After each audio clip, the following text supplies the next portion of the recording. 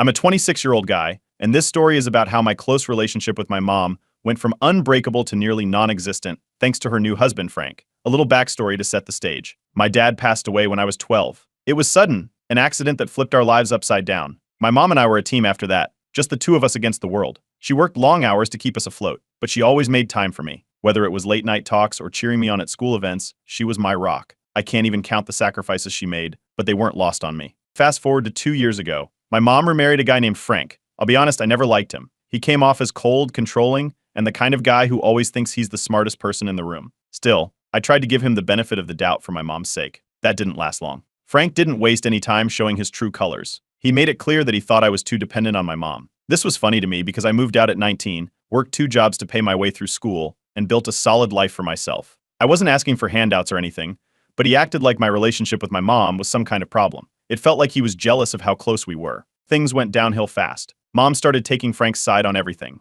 even when it didn't make sense. If I tried to talk to her about how his comments made me feel, she'd brush it off or say I was overreacting. It hurt, but I told myself she was just trying to keep the peace. Then last year, Frank accused me of being ungrateful for everything they'd done for me. My mom backed him up without even hearing me out. That was the breaking point for me. I stopped visiting and put some distance between us. The situation hit another low point recently when I got engaged. My fiancé and I decided not to invite my mom to our engagement party. I didn't want the drama, and honestly, I didn't feel like she'd be supportive. When she found out, she called me in tears. She said she wanted to fix things but kept dodging any conversation about Frank's role and why things fell apart. It was like she couldn't see how his behavior was driving a wedge between us. During that call, she let something slip. Frank's business had failed, and they were struggling financially. I could tell there was more she wasn't saying, but I didn't press. Then, almost casually, she asked how much space we had in our home. It felt like she was fishing for an invitation to move in. I sidestepped the question and told her I needed time to think about everything. She ended the call by reminding me of all the sacrifices she'd made for me after Dad died, clearly trying to guilt me into helping. I wasn't sure what to do, so I set a boundary. I told her I was open to repairing our relationship, but letting her move in wasn't on the table. Not while Frank was still in the picture. That's when Frank got involved. He sent me this passive-aggressive text about how I was abandoning my only family and how I'd regret it when they were gone. It felt like emotional blackmail, and I wasn't having it. That's when I turned to Reddit. I laid it all out, my close bond with my mom growing up, how things changed after Frank came into the picture, and the guilt trips about their financial situation. I asked if I was wrong for setting boundaries, especially when it came to Frank. The response was overwhelming. People validated my feelings and encouraged me to prioritize my mental health. Some even shared similar stories, which helped me see I wasn't alone. The whole thing is exhausting, but hearing from others who've been through something similar has made me feel less crazy. I don't know what the future holds for my relationship with my mom, but one thing's for sure, I'm done bending over backward to accommodate someone who refuses to respect me. For now, I'm focusing on my fiancé, our future together, and figuring out what healthy boundaries look like moving forward. That's where things stand. I'll update if anything changes, but right now, I just need to breathe and figure out my next steps. Thanks for listening, and if you've ever dealt with something like this, I'd love to hear how you handled it. Update 1. So I wasn't expecting things to escalate this fast, but here we are. After my first post, I decided to stick to the boundaries I set with my mom. It didn't take long for her to test them. A few days ago, she showed up at my house unannounced. I was in the middle of unpacking some wedding decor with my fiancé when I heard a knock at the door. It was her. She looked upset but put together like she'd rehearsed whatever she was about to say. Frank wasn't with her, which caught me off guard. She said she came alone because Frank didn't understand family loyalty. That set the tone for the rest of the conversation. She started by apologizing, tears streaming down her face as she talked about how she'd made mistakes and wanted to fix things between us. At first, I thought maybe this was progress, but it didn't take long for the conversation to shift. She said things had been tough at home and hinted at their financial troubles. Apparently, they're behind on their mortgage and might lose the house if they don't get some help. I let her talk, but I didn't offer anything. When she realized I wasn't biting, she got more direct, saying that she didn't know where else to turn and that she needed me to step up for family. I told her, as calmly as I could, that I wasn't in a position to provide financial support or a place to stay, especially not while Frank was still involved. I reminded her that Frank's behavior was a big part of why our relationship was strained in the first place. That's when the mood shifted. She went from pleading to frustrated and said something along the lines of, "If you can't help us now, then I don't know how we're supposed to move forward as a family." It felt like an ultimatum: help them, or our relationship wouldn't recover. I stood firm and told her that enabling their poor decisions wasn't going to fix anything. She left shortly after, looking more defeated than angry, but I had a feeling this wasn't the end of it. Sure enough, Frank got involved later that evening. He sent me a text accusing me of brainwashing my mom against him and tearing the family apart. It was a long-winded message full of guilt tripping, but I didn't respond. Blocking him crossed my mind, but I wanted to keep a record of his messages in case things escalated further. The next day, my mom called. This time, she wasn't apologetic. She was furious that I wouldn't help family in need. She brought up my engagement, accusing me of replacing her with my fiancé and throwing away our bond. It was a lot to take in, and it hurt to hear, but I didn't engage. I just told her I wasn't going to have this conversation over the phone and hung up. That's when the extended family got involved. I started getting texts and calls from aunts, uncles, and cousins who clearly had only heard her side of the story. They said things like, "Your mom did everything for you, and now you're abandoning her, and how can you turn your back on your family?" It was overwhelming, to say the least. I didn't know how to respond, so I didn't. My fiancé suggested I block the most aggressive ones, at least temporarily, which helped a little. Speaking of my fiancé, she's been a rock through all of this. She reminded me that I'm doing the right thing by setting boundaries and that my mom's reaction is more about her own choices than anything I've done. She also made it clear that she wouldn't tolerate my mom or Frank trying to manipulate their way into our lives. Her support has been invaluable, especially when the guilt started creeping in. Despite feeling like I was drowning in family drama, I knew I couldn't give in. Helping them financially or letting them move in would only make things worse for everyone involved. Still, the emotional toll was heavier than I expected. It's one thing to set boundaries in theory, it's another to enforce them when the people you love are pushing back so hard. I decided to update Reddit to get some advice and clarity. In my post, I explained everything that had happened since my mom's visit, from the ultimatum to the extended family drama. The response was overwhelming. People shared their own stories of dealing with toxic family dynamics and encouraged me to stay strong. A lot of them pointed out that my mom's behavior wasn't likely to change unless she faced the consequences of her choices, and that enabling her would only prolong the cycle. Reading those comments gave me some much-needed perspective. It's still hard to shake the guilt completely, but I know I'm doing what's best for my mental health and my future with my fiancé. Right now, my plan is to maintain the boundaries I've set and focus on moving forward. If my mom is willing to acknowledge the real issues and make changes, I'm open to repairing our relationship, but only on healthy terms. I'll keep you all updated if anything else happens, but for now, I just want to say thank you to everyone who's taken the time to share advice and support. It's made a world of difference. Update 2. Things took a wild turn after my last post. I thought the drama might start to die down, but apparently Frank had other plans. I've got a lot to unpack here, so let's get into it. A couple of days after my last update, I got a private message from one of my cousins. This cousin has always been someone I could trust, but we're not super close, so hearing from them was unexpected. They told me they had some information about Frank that I needed to know. At first, I wasn't sure if I even wanted to hear it, but curiosity got the better of me. The cousin explained that Frank had been racking up massive gambling debts for years. According to them, he wasn't just bad with money, he was reckless. They even sent me screenshots of some messages between Frank and another family member, where Frank admitted to borrowing money to cover a few bets. It didn't stop there. My cousin also revealed that Frank might have used my mom's savings to pay off some of his losses. That part hit hard. If it was true, it explained why my mom was so desperate for financial help now. I knew I couldn't sit on this information, so I called my mom. I laid everything out, the gambling, the debts, and the possibility that Frank had drained her savings. She didn't deny that the money was gone, but instead of admitting Frank was the problem, she doubled down. She said Frank was just unlucky, and that families are supposed to stick together through tough times. It was like talking to a brick wall. That conversation was my breaking point. I told her straight up that her enabling Frank's behavior wasn't just hurting her, it was dragging the whole family into their mess. She tried to guilt me, saying I was abandoning her when she needed me most, but I wasn't backing down. I ended the call, knowing I'd done everything I could to make her see the truth. After that, I updated Reddit. A lot of people in the comments suggested taking legal precautions, especially if Frank or my mom tried to involve me in their financial mess. Some even recommended keeping an eye on my credit just in case. The advice was solid, and it gave me a game plan for what to do next. Of course, Frank couldn't resist stirring the pot. Later that week, he left me a voicemail. It was mostly him ranting about how I needed to stay out of his business and accusing me of trying to turn my mom against him.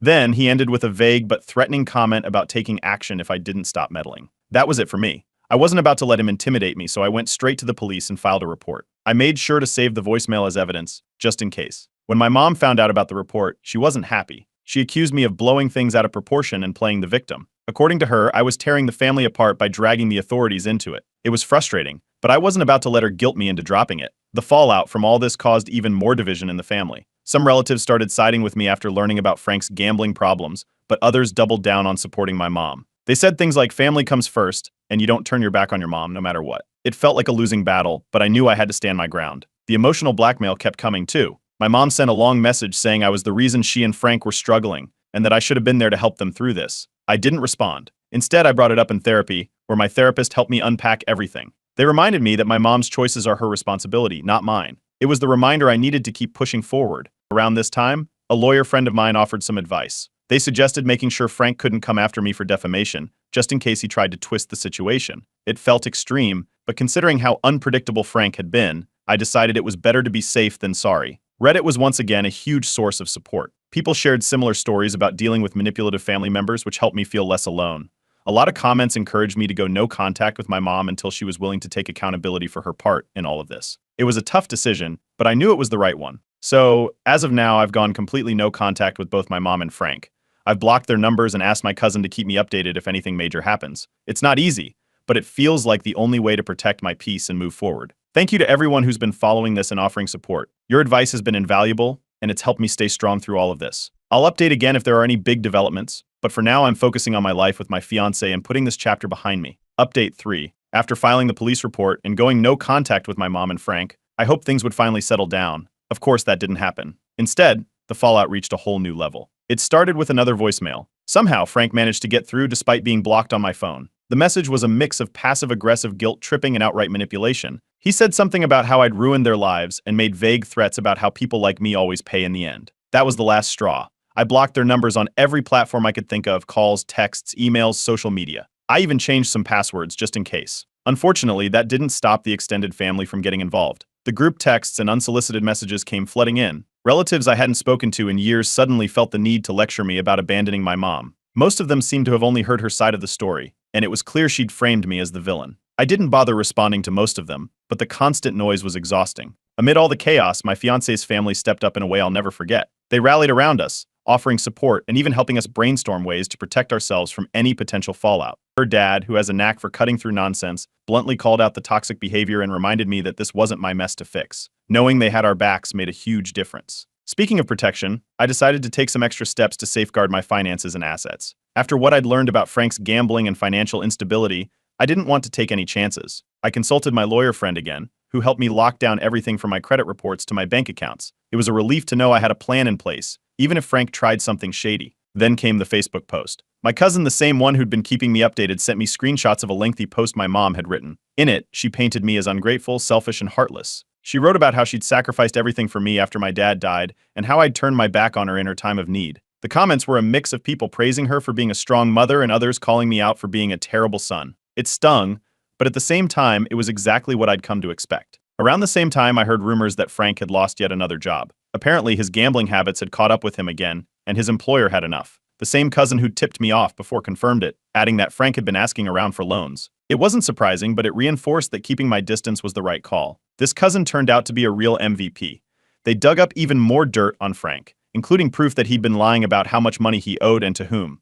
They also let me know that my mom was still defending him to anyone who'd listen, insisting that he was just misunderstood. It was infuriating but not surprising. A few days later, I got an email from my mom. It was long and emotional, begging for help and claiming they had no one else to turn to. She promised that things would change but refused to even acknowledge Frank as part of the problem. It felt like more of the same, pleading for my support without taking any responsibility for how we'd gotten here. For the first time in weeks, I decided to reply. I laid out my conditions for any sort of reconciliation. Frank had to be completely out of the picture, and she needed to show that she was serious about making changes, like getting a job or going to therapy. Until then, I wasn't willing to have any kind of relationship. Her response, a flat-out refusal. She said she couldn't abandon her husband no matter what. That was all I needed to hear. From that point on, I felt a clarity I hadn't felt in a long time. I realized that I couldn't keep trying to save someone who didn't want to be saved. My mom had made her choice, and I had to make mine. I decided to maintain no contact indefinitely unless there was a significant change on her end. I shared this latest update with Reddit, and the response was overwhelmingly supportive. People told me how proud they were of me for sticking to my boundaries and reminded me that sometimes cutting ties is the healthiest thing you can do. Many shared their own stories, which reinforced that I wasn't alone in dealing with this kind of family drama. As for my life now, my fiancé and I have finalized our wedding plans, and we're both excited to move forward without the shadow of this mess hanging over us. My mom and Frank won't be invited, and I'm at peace with that decision. This whole ordeal has been a painful but necessary lesson in standing up for myself and prioritizing my well-being. To everyone who's been following along and offering advice, thank you. Your words have been a lifeline, and I'm incredibly grateful. This might be my last update unless something major happens, but for now, I'm focusing on building a future with the people who truly support and care for me. Update 4. Just when I thought things might finally settle, everything blew up again. This time, it wasn't just passive-aggressive voicemails or family gossip. Frank's mess had officially reached a tipping point, and my mom was dragged down with him. It started with another update from my cousin. They reached out to let me know that Frank's gambling debts had spiraled even further. Apparently, he owed multiple creditors, and now they were threatening legal action. One creditor even hinted at seizing assets to recover some of what he owed. Frank wasn't just in over his head, he was completely underwater. The worst part, my cousin said they'd heard my mom refinance their house to cover some of Frank's previous debts,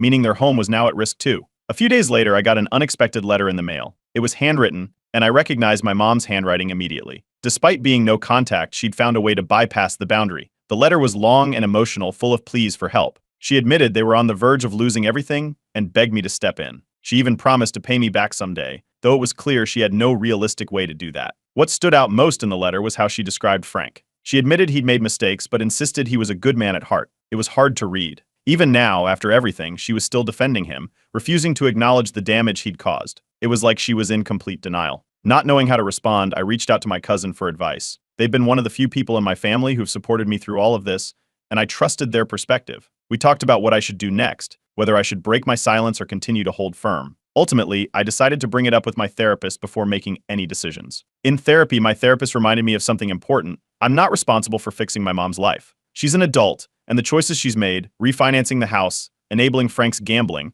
are hers alone. It wasn't an easy thing to hear, but it was the reality check I needed. My therapist also suggested taking extra precautions to protect myself financially given Frank's history. That same day, I went through all my accounts and added extra security measures. I froze my credit, updated my passwords, and made sure everything was locked down. I didn't think my mom or Frank would try something like identity theft, but after all the threats and manipulative tactics, I wasn't taking any chances. The family drama didn't stop there. Word about Frank's debts and their financial struggles started spreading among our extended family. Some relatives who had previously sided with my mom began to change their tune, realizing just how deep Frank's problems went. Others, however, doubled down on their support for her, saying things like, "She's just trying to hold her family together," or "You should step in to help before it's too late." It was a mess. Then came the eviction. My mom called me from a friend's phone, crying that they'd been served an eviction notice and had nowhere to go. She begged me to help, saying they were out of options. I stayed calm and reminded her of what I'd already told her. I was willing to help her, but only if she left Frank for good. She refused to even consider it. Instead, she kept pleading, saying I was her last hope.